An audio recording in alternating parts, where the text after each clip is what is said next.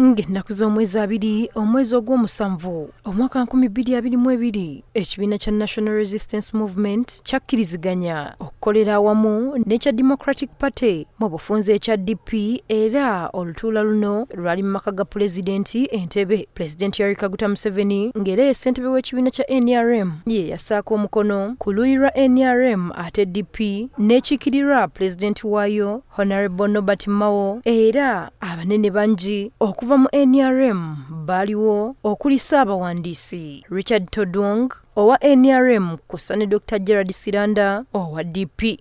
Nabwe kityo emirimu gy'ebibiina bino bigitambuza bulungi era n'okutuusa kati bakyalinnya mu kimu. Wano Honorable Fred Mukasambidde nga ye mmyuka w'omukulembeze w'ekibiina kya DP wasinzidde n'akoowola bannayuganda okubeegattako mu mukago gwe balimu nga baweza omwaka. Ekyo tumaze omwaka mulamba nga atandika okuteekateeka byagenda okukozesa peeni, enkumbi n'ebirala byonna n'emizindalo na buli kimu n'okuteekateeka engeri gyagenda okubabuuza bye mwagala akole.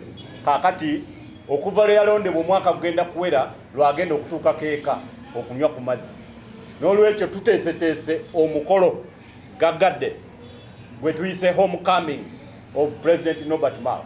Mbidde ayongeddeko ng'ebikujjuko bwe bigenda okubeerayo ng'ennaku z'omwezi 22 omwezi guno gwennyini mu disitulikiti y'Omuggulu era bw'atyo n'akoowola bannayuganda okubeegattako. Fine-tuning the laws of Uganda to detent the political system in Uganda. That day is 22nd.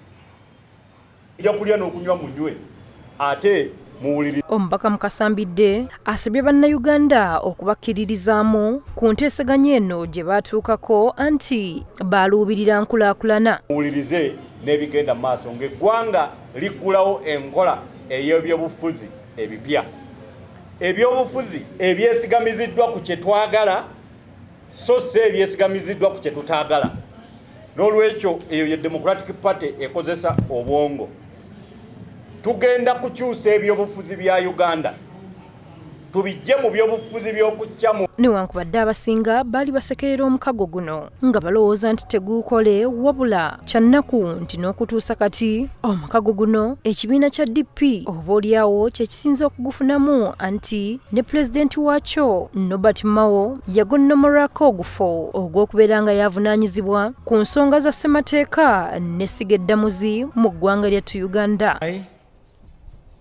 Nobert Mao, swear in the name of the Almighty God that I'll be faithful and bear true allegiance to the Republic of Uganda, and that I'll preserve, protect, and defend the Constitution.